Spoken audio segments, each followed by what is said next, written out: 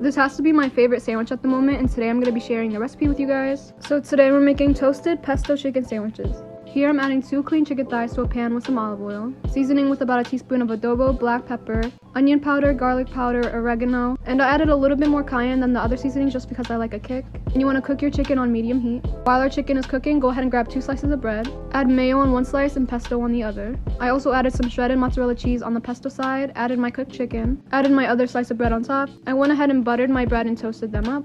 And we are done. I've literally been making this every single day for the past week.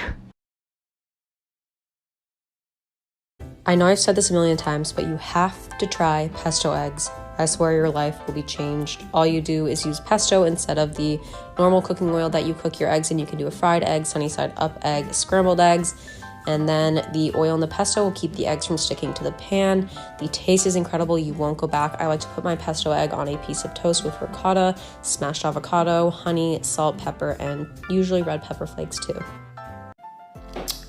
Yum! I'm gonna show you how easy it is to make your own pesto. First, toast your pine nuts. You want them nice and golden. Fresh basil, of course. Garlic, lemon juice, salt, fresh parmigiano. Don't get lazy. Of course, your olive oil. Don't be shy. Remember to pulse, not to blend, as you want to keep some texture.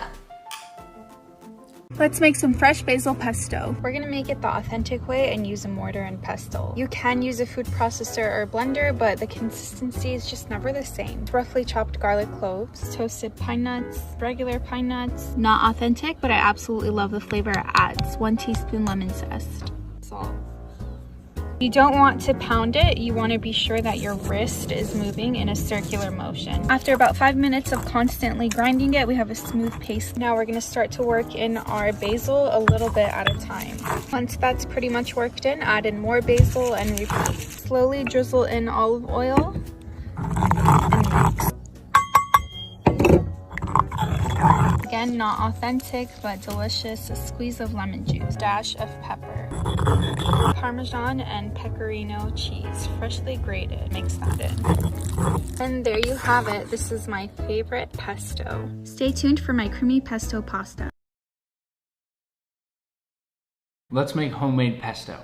Yes, I have a hamster named Pesto too, but no, we're not gonna cook him. He's just way too cute. Blanch your basil for about 15 seconds. This means quickly cook it in some boiling water. Fill a bowl with ice, then cover it with water and let the basil cool off. Then gently pat your basil dry. In that same basil water, salt your water like the ocean, then add some homemade pasta. If this gets you at all excited, the full video is on YouTube. When your pasta is al dente, remove it from the heat. If you bite through pasta and still see that white layer in the middle, it's not done yet. To my blender, I'll add some toasted pine nuts. Then I need just 1 or 2 cloves of garlic. I'll add my clove of garlic and my blanched basil, then a nice generous serving of Parmesan cheese. Then cover that up with some olive oil. Now we blend. Delicious. Pour in your pesto and give it a toss. Look, I almost got as many rings as Tom Brady, but they're better because they have pesto on them. You should call her. That is stupid good. Online dating was a godsend for someone like me. I'm not good in social settings, but the internet let me interact with people behind the safety of a computer screen. On my first date with Anthony, I showed up to the restaurant looking like this. I was seated ahead of him, and he showed up in a black t-shirt, but instead of coming inside, I could see him through the window pacing back and forth waiting for me. And for a while, I sat petrified in my seat. Here was a stranger thrown into my path by some dating algorithm, and he was waiting to meet me. What if he was a weirdo or smelled bad, or what if he was awkward and shifty? What the hell was I supposed to say? Eventually, I got up, opened the door, and said, "Anthony?" And he turned around, his hazel eyes catching mine as if a life raft, and smiled. The corners of my mouth lifted up involuntarily as I opened the door for him, never thinking in that moment that I was letting in the body that carried my soulmate.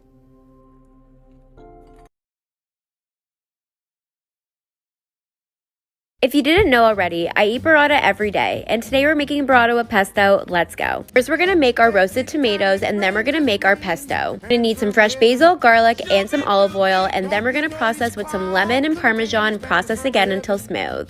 Then we're gonna remove the tomatoes from the oven, and we're gonna plate them with some arugula and add our burrata directly on top. Now we're gonna drizzle our pesto everywhere, then we're gonna cut open the burrata, look at that ooze, and there you have it. Happy holidays, full recipe on my Insta, enjoy.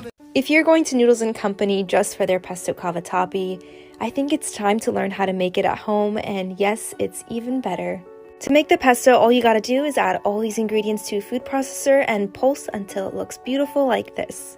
While the pasta boils, we're gonna start on our sauce. Soften the mushrooms, then add in your heavy cream, tomatoes, parmesan, and pesto. Once it thickens, add the pasta and toss it all around. All that's left to do is enjoy. Try this vegan pesto once and you are going to want to keep making it. In a blender, add basil, hemp seeds, olive oil, lemon juice, nutritional yeast, salt, pepper, and red pepper flakes. Blend it however much you want. I like mine super smooth. Add it to a jar and keep it in the refrigerator for about a week. You can add this to any dish. I like mine with zucchini noodles. You guys have to try this out. You'll be obsessed. Let's do some cooking.